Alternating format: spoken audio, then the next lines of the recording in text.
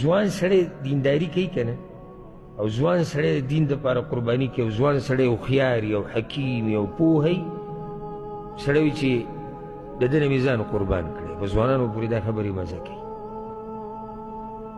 خو نن سبا کوم ځای کې ځوانان دي قحط الشباب یا قحط الرجال. بعض علما وایي دا زمانه داسې زمانه ده چې دې کې د ځوانانو قحط دی، نشته ځوانان